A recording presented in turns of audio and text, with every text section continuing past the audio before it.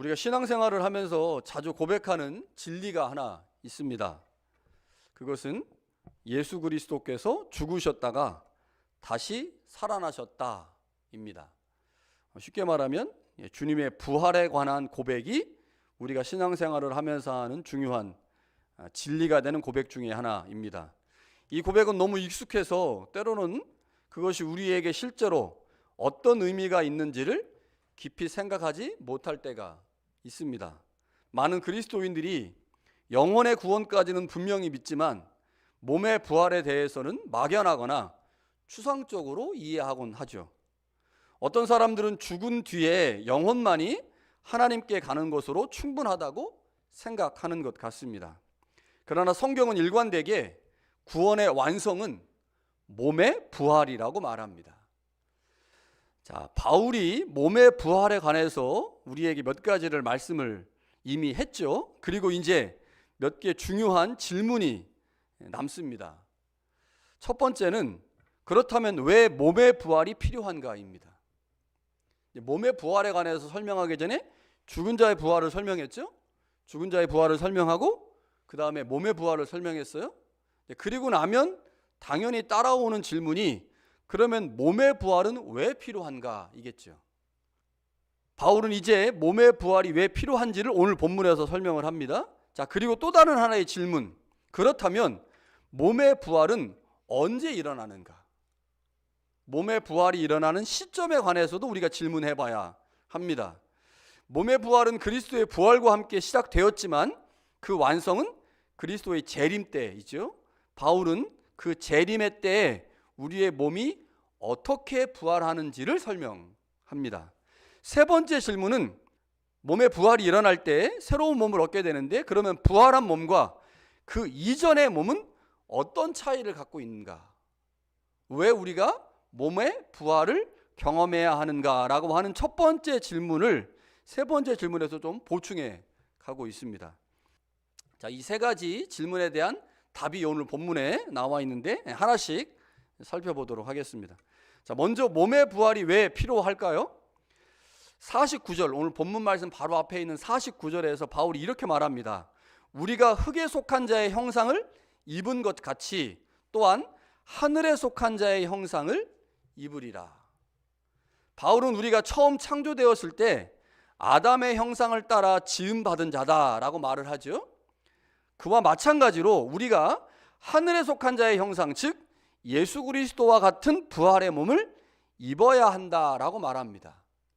자, 우리가 첫 번째는 아담의 형상을 따라 지음을 받았고, 자, 이제 우리가 예수 그리스도와 같은 부활의 몸을 입어야 하는데 그 이유가 무엇이냐? 아담으로부터 온 현재의 몸은 분명한 한계를 가지고 있기 때문입니다. 자, 이 몸은 한계를 갖고 있는 몸이에요. 어떤 한계냐? 50절에서 이렇게 말합니다. 혈과 육은 하나님의 나라를 이어받을 수 없고 또한 썩는 것은 썩지 아니한 것을 유업으로 받지 못하느니라. 자, 우리가 왜 새로운 몸을 입어야 하냐면 지금 우리가 가지고 있는 이 몸은 이미 죄를 경험한 몸입니다. 죄를 경험한 몸이기 때문에 이 현재의 몸으로는 영원한 생명을 누릴 수 없다는 거죠. 영원한 생명을 누릴 수 없으니 영원한 생명에 맞는 새로운 몸을 입어야 한다는 겁니다. 그래서 바울이 말하는 거죠. 혈과 육은 하나님의 나라를 이어받을 수 없다. 지금 우리의 몸은 혈과 육의 몸인데 이 몸으로는 영원한 생명을 누릴 수 없기에 새로운 몸을 가져야 된다. 그러니까 이 몸은 이 땅을 살 때 가장 최적화된 몸입니다. 이 세상을 살 때 이 몸은. 그러나 하늘나라에 가서 살려면 하늘나라에 맞는 새로운 몸이 필요하다는 거죠. 그 새로운 몸이 부활 때 일어난다라고 말씀하고 있습니다. 자, 바울이 여기서 부활과 관련해서 하나님의 나라라는 말을 사용을 하는데 여기에 나오는 하나님의 나라라는 말은 예수님이 선포하신 하나님의 나라와 그 개념이 약간 다릅니다. 자, 우리가 공간복음서에서 마태, 마가, 누가복음에서 예수님이 전하신 하나님의 나라를 발견할 수가 있는데 예수님에게 하나님의 나라는 자신의 사역의 핵심이었습니다. 예수님은 첫 번째 사역을 하나님의 나라 선포로 시작하셨고 그 하나님의 나라가 어떤 것인지를 그의 사역을 통해서 보여주셨는데, 그 사역의 현장에서 주님은 말씀을 가르치셨고 기적을 행하셨죠.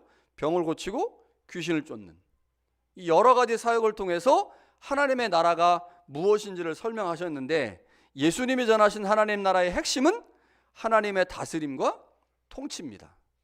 하나님이 지금 이 현장에서 우리를 다스리고 있다, 우리를 통치하고 있다. 이것이 하나님의 나라의 핵심입니다. 따라서 공관복음서에 나오는 하나님의 나라는 하나님의 현재적 통치를 매우 중요하게 다룹니다. 이게 공관복음서에 나오는 하나님 나라의 특징이에요. 하나님이 우리를 다스리신다. 예수님의 말씀과 그의 기적을 통해서 하나님이 지금 현재 이 시점에서 우리를 다스리고 있다라고 하는 것이 예수님의 하나님 나라의 특징입니다. 자, 그런데 오늘 본문에서 바울이 하나님의 나라라는 말을 쓰고 있는데, 이 하나님의 나라는 공관복음서에 나와 있는 하나님의 나라와 조금 다른 측면을 갖고 있습니다. 고린도 전서에 하나님의 나라라는 말이 총 3번 등장합니다. 그런데 매번 다르게 사용하고 있어요. 자, 먼저 나오는 게 4장 20절입니다. 하나님의 나라는 말에 있지 않고 말에 있지 아니하고 능력에 있다.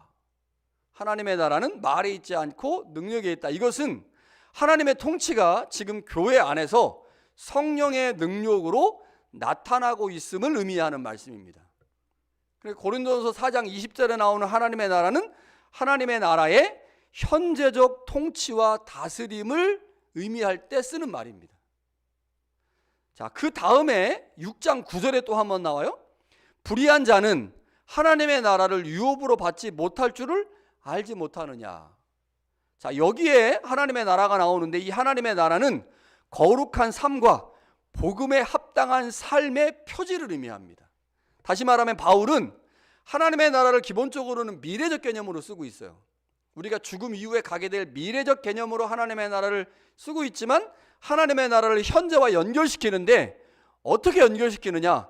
현재의 거룩한 삶과 복음에 합당한 삶, 우리의 윤리적 삶이 하나님의 나라에 영향을 준다는 거예요. 우리가 죽은 후에 하나님의 나라를 갈 거잖아요. 그런데 그 하나님의 나라가 뭐와 연결되어 있느냐? 현재 우리의 윤리적 삶, 복음에 합당한 삶과 연결되어 있기 때문에 현재의 삶이 무너지면 장차 가게 될 하나님의 나라도 무너질 수 있다. 그러니까 두 개를 다 강조하는 거죠.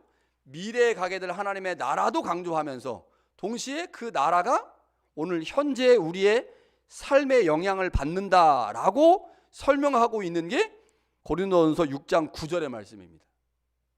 자, 그리고 마지막 세 번째, 오늘 본문에 나오지 50절에 보면 혈과 육은 하나님의 나라를 이어받을 수 없다. 자, 여기서 말하는 하나님의 나라는 뭘까요? 죽은 후에 가게 되는 천국입니다. 우리가 말하는 천국. 그러니까 고린도 전서는 하나님의 나라가 가지고 있는 다양한 측면들을 보여줘요. 자, 하나님의 나라는 기본적으로 두 가지 측면을 갖고 있습니다. 하나는 현재적인 측면이고 하나는 미래적 측면이에요. 자, 우리가 어느 측면을 강조하느냐에 따라서 하나님의 나라에 대한 이해가 달라지거든요. 그런데 공관복음서에서 보여주는 하나님의 나라는 주로 현재적 측면입니다. 그러나 바울은 그 하나님의 나라의 현재적 측면을 교회에 적용하면서 하나님의 나라가 가지고 있는 다양한 측면을 보여주는 거죠. 현재적 측면이 강조된 하나님의 나라를 보여주고, 미래적 하나님의 나라가 현재의 윤리적 삶과 어떻게 연결되어 있는지도 보여주고, 뿐만 아니라 우리가 부활 후에 가게 될 궁극적 장소로서의 천국이 바로 하나님의 나라다라고 말씀을 하는 거죠. 우리가 새로운 몸으로 부활해야 하는 이유는 우리가 가야 할 하늘에 있는 나라는 아담으로부터 나온 죄를 경험한 육체, 이 육체를 가지고는 못 간다는 거예요. 이 육체로는 못 갑니다. 그래서 우리가 반드시 부활이라고 하는 것을 해야 하는데, 그 부활은 몸의 부활이고, 그때 얻게 될 그 새로운 몸, 죄를 경험하지 않은 그 몸으로만 하나님께서 우리 가운데 허락하실 천국을 갈 수 있다는 거죠. 그렇다면 그 몸의 부활이 언제 일어나느냐? 이제 그것을 51절에서 바울이 설명해요. 마지막 나팔에 순식간에 홀연히 다 변화될 것이다. 자, 52절에는요, 우리도 변화될 것이다, 이렇게 말하죠. 그러니까 부활이 일어나는 시점은 예수님이 이 땅에 재림하는 순간, 그 재림의 시점에 우리가 갑자기 변화된다는 거예요. 갑자기. 그래서 이거는 비밀이기 때문에 아무도 설명할 수가 없어요. 어떻게 변화되는지는 몰라요. 그러나 주님께서 재림하실 때 우리의 몸이 갑자기 변화돼서 새로운 몸을 입게 될 것입니다. 그런데 바울이 그때 일어날 일을 비밀이라고 설명을 해요. 비밀. 여러분, 비밀은 처음 밝혀지는 거죠. 내가 지금까지 뭘 밝혔어. 다 알아. 그런데 그걸 비밀이라고 말합니까? 그렇게 말하진 않아요. 아무도 모르기 때문에 이제 비밀이라는 말을 하는데, 자, 바울이 이 부활의 시점과 관련해서 언제 몸의 부활에 일어나는가를 설명하면서 이 비밀이라는 단어를 쓰고 있기 때문에 바울이 여기서 처음으로 밝히고자 하는 것이 무엇인지를 한번 생각해 볼 필요가 있겠죠. 죽은 자의 부활에 관한 내용 이미 바울이 밝혔습니다. 그렇죠? 15장 앞부분에서 죽은 자가 부활할 것이다. 그 부활의 근거가 뭐냐면 예수님이다. 예수님이 죽은 자로 부활을 했기 때문에 우리가 그 안에 거하면 예수님이 우리의 첫 열매가 돼서 우리도 역시 주님과 같이 몸의 부활이 일어날 것이다, 이렇게 설명을 했어요. 자, 앞달락에 또 다른 이야기가 있는데 부활의 순서에 관한 이야기가 있습니다. 그리스도가 먼저 부활하고 그 다음에 그리스도에게 속한 자들이 부활한다, 이야기를 했습니다. 그렇기 때문에 부활의 순서에 관한 것도 비밀이 아니죠. 그러니까 바울이 앞부분에서 설명한 내용들을 쭉 보면 죽은 자가 부활한다, 몸의 부활이 있다, 그리고 부활의 순서에서 그리스도가 먼저 부활하고 그 다음에 우리가 부활한다, 뭐 이런 내용들은 이미 앞부분에서 언급한 거기 때문에 바울이 지금 부활의 시점과 관련해서 비밀이라는 말을 쓸 때 이 내용들은 비밀에 포함되지 않겠죠. 그럼 바울이 여기서 밝히지 않은 새로운 내용, 비밀이라고 말한 게 뭔가, 그게 중요합니다. 51절에 한번 이렇게 돼 있어요. 우리가 다 잠잘 것이 아니요 마지막 나팔에 순식간에 다 변화될 것이다. 자, 52절에는요, 죽은 자들이 썩지 아니할 것으로 다시 살아나고 우리도 변화될 것이다. 자, 비밀이 뭘까? 자, 이렇게 되는 거죠. 예수님이 이 땅에 다시 오십니다. 재림을 하세요. 그러면 바울이 재림이 일어날 때 부활이 일어날 건데 그 부활의 순서를 이렇게 설명합니다. 그리스도께서 재림하시게 되면 먼저 죽은 자들이 부활할 것이다, 이렇게 설명해요. 자, 주님이 이 땅에 다시 오시면 누가 먼저 부활해요? 죽었던 사람이 있을 거 아니에요. 그리스도를 믿고 죽은 사람이 있을 거 아닙니까? 그리스도를 믿고 죽은 사람들이 부활합니다. 자, 그 다음에 죽지 않은 사람들, 우리와 같이 죽지 않은 사람들이 부활할 거라는 거예요. 다시 말하면 어떤 사람들은 죽음을 경험한 후에 주님의 재림을 경험함으로 주님의 재림의 순간에 죽었던 사람이 다시 살아나는데, 어떤 성도들은 죽음을 경험하지 않고 부활을 경험한다는 겁니다. 이게 비밀이라는 거예요. 굉장히 큰 비밀입니다. 자, 그러니까 우리가 주님의 재림의 순간에 부활을 하게 되잖아요. 그럼 우리는 뭐를 경험하지 않는 거예요? 죽음을 경험하지 않는 거예요. 죽음을. 그러니까 일반적으로 부활을 어떻게 설명해요? 죽은 자의 부활이라고 설명하잖아요. 죽은 자의 부활. 부활이라고 하는 건 죽어야 부활할 거 아닙니까? 그리스도도 부활하셨죠? 어떻게 부활하셨어요? 죽었다가 부활하셨단 말이에요. 그럼 기본적인 부활의 개념이 뭐예요? 죽었다가 부활하는 거야. 그러면 우리가 부활한다는 말은 그리스도를 믿다가 우리의 몸이 병들어 혹은 나이 먹어서 죽었어. 그럼 죽고 난 다음에 부활하는 거죠. 이게 정상적 부활의 개념이라는 거예요. 사람들은 모두 부활을 그렇게 이해하고 있어요. 그런데 바울이 여기서 비밀을 말합니다. 어떤 비밀이요? 죽지 않은 자들이 부활한다는 거예요. 죽지 않은 자들이, 죽음을 경험하지 않은 자들이 부활한다. 이게 바로 비밀이다. 여러분, 이게 왜 비밀일까? 이게 왜 뭐가 중요할까? 중요하다는 생각이 드십니까? 중요하다는 생각이 들어야 되는데 그래야 설교를 잘하는 거죠. 설교를 들었는데 하나도 중요하지 않은 것 같다 그러면 설교를 엉터리로 한 건데, 자, 데살로니가 전서 4장 16절에도 비슷한 내용이 나와요. 주께서 호령과 천사장의 소리와 하나님의 나팔 소리로 친히 하늘로부터 강림하시리니 그리스도 안에서 죽은 자들이 먼저 일어나고. 자, 죽은 자들이 먼저 일어나죠. 이게 부활이에요. 죽은 자의 부활. 그 후에 살아남은 자들도, 우리 말입니다. 살아남은 자들도 그들과 함께 구름 속으로 끌려 올려 공중에서 주를 영접할 것이다. 그러니까 예수님이 오시면 우리의 몸이 새로운 몸으로 순식간에 변해가지고 죽음을 경험하지 않은 상태에서 하늘을 올라가서 주님을 맞이한다는 겁니다. 자, 바울이 데살로니가 전서 4장 16절에서는 비밀이라는 말을 사용하지 않았지만 여기서 비밀은 분명히 죽지 않은 자들의 부활이라고 알 수가 있는 거죠. 여러분, 이게 왜 비밀일까? 여러분, 유대교 당시에서 그리고 기독교 안에서 이런 내용은 전혀 공개되지 않은 새로운 내용입니다. 죽음을 거치지 않고 주님의 재림과 함께 부활에 참여한다고 하는 것은 당시 유대교 안에 없었어요. 그리고 당시 기독교 안에도 없었습니다. 바울이 처음 얘기하는 거예요. 바울이 처음. 죽음을 경험하지 않고 우리가 주님의 재림에 참여함으로 부활에 참여한다. 자, 그런데 바울이 이 사실을 고린도 교회에 공개하면서 이것이 우리 가운데 비밀인데, 이 비밀을 공개하는 이유가 뭐겠어요? 소망을 주기 위해서, 주님의 재림에 대한 기대를 높이기 위해서 이 말씀을 한 거죠. 자, 바울은 지금 죽은 자의 부활이 있을 것을 확실하게 전했죠. 죽은 자의 부활이 있을 것이다.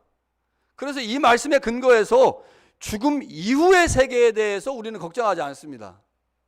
여러분, 걱정하지 마세요. 죽음 이후의 세계에서 걱정하지 마세요. 우리가 잘못하면 뭐 사고가 나서 죽을 수도 있고 질병에 따라 죽을 수도 있고, 그래서 어떤 사람은 10년, 어떤 사람은 20년, 30년, 어쨌든 우리는 한계를 가지고 이 땅을 살아가잖아요. 그런데 예수를 믿는 이유, 예수를 믿는 장점이 뭐예요? 죽음 이후를 우리가 걱정할 필요가 없어. 왜냐하면 죽은 자의 부활이 있으니까. 우리가 죽었다 할지라도 그 죽음과 함께 우리의 생이 끝나는 게 아니고 예수 그리스도가 이 땅에 다시 오실 때 우리가 부활하여 영원한 생명에 참여할 거거든요. 그래서 우리는 이 말씀에 근거해서 죽은 자의 부활이 있음을 확신하니까 죽음 이후의 세계에 대해서 염려하지 않아요. 염려하지 않죠? 염려하는 사람 손 들어보세요. 아무도 없습니다. 제가 솔직하게 물어보겠습니다. 솔직하게. 여러분, 이 말씀을 들었다고 죽음 이후의 세계가 진짜 염려 안 되는 사람. 아, 목사님이 저렇게 말씀해 주시니 죽은 자의 부활이 있대. 그래서 우리는 죽음 이후의 세계를 걱정할 필요가 없대. 너무너무 행복해. 야, 죽은 자의 부활이 있으니 우리는 결코 사망에 이르지 않으니, 야, 이 말씀을 들으니까 나는 이제 지금부터 죽음 이후의 세계에 대해서는 전혀 걱정하지 않을 거야. 나는 행복하게 살 거야. 자, 그러신 분. 여러분, 그런데 한번 솔직하게 생각해 보세요. 아무리 이런 설교를 들었다고 해도 죽은 자의 부활이 있습니다. 부활 이후에 우리의 삶은 부활과 함께 영원한 생명을 들어갈 것입니다. 이런 얘기를 해도 실상 죽음에 대해서 두려워하지 않은 사람이 있습니까? 있어요? 그런 사람 없어요. 죽음에 대해서 두려워하지 않는 사람은 한 사람도 없습니다. 모든 사람은 죽음 이후의 세계에 대해서 여전히 불안하고 두려워합니다. 이 점에 대해서 누구도 부정할 수 없어요. 다 걱정해요.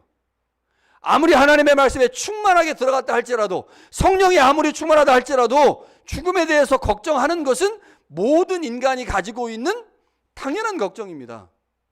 어쩔 수 없어요.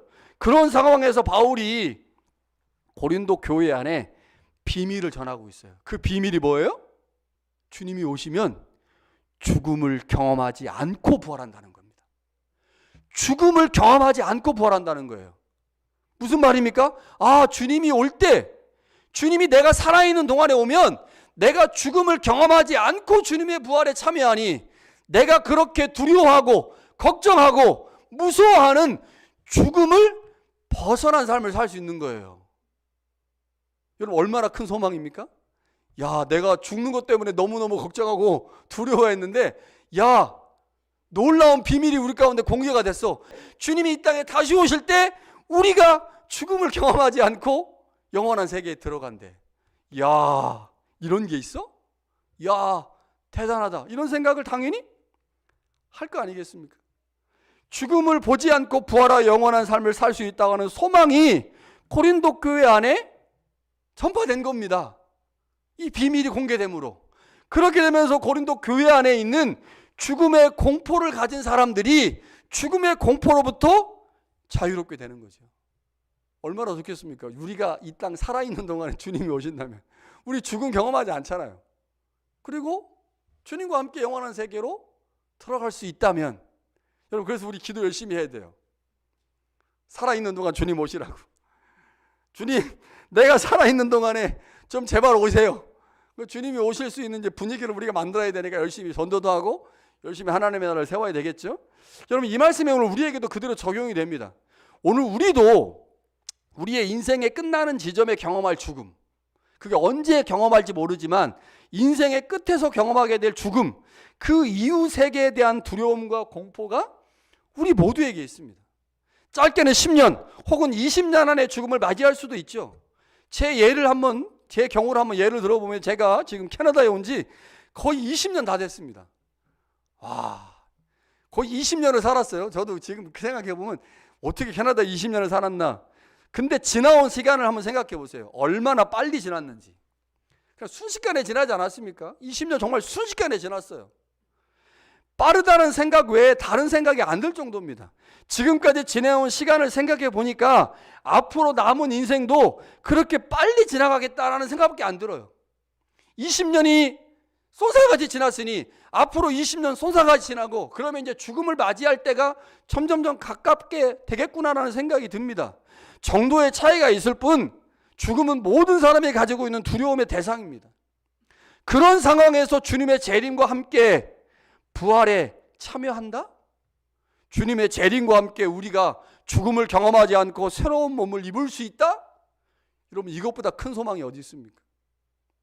아, 내가 죽음을 경험하지 않고 영원한 세계에 들어갈 수 있다면 얼마나 좋을까? 죽지 않은 상태에서 부활할 수 있다는 말씀은 우리에게 죽음을 이길 수 있는 소망의 말씀이죠. 우리 생전에 주님이 오신다면 얼마나 좋겠습니까? 죽음의 공포를 느끼지 않고 영원한 삶에 들어갈 수 있으니 얼마나 좋겠어요. 여러분, 이 말씀이 우리 가운데 얼마나 큰 위로가 됩니까? 고린도 교회는 더 그랬다는 거죠. 왜냐? 고린도 교회는 임박한 재림 사상이 있었거든요. 임박한 재림 사상. 주님의 재림이 곧 임할 거라고 생각을 했죠. 그런데 우리가 경험적으로 2000년이나 지났는데 예수님이 안 오셔. 그럼 우리는 어떻게 생각해요? 아, 내가 살아있는 동안에는 예수님은 안 오시려나 보다, 이렇게 생각하고 그냥 체념하고 사는데, 그러지 말라는 겁니다. 내가 살아있는 동안에 주님이 오신다. 여러분, 이 말씀이 우리 마음 가운데 잘 박힌 못이 되잖아요. 그럼 어떤 현상이 일어날까요? 죽음에 대한 공포가 없어지는 거예요, 우리 안에. 내가 죽기 전에 주님 오실 건데 뭐. 내가 죽기 전에 주님이 오실 거기 때문에 나는 더 이상 죽음에 대한 공포를 느끼지 않고 살 수 있는 신앙인이 되는 겁니다. 여러분, 이게 비밀이에요. 이런 얘기 들어보셨어요, 어디? 여러분, 혹시 어디 교회 다니시면서 이런 얘기 들어본 적 있습니까? 없죠?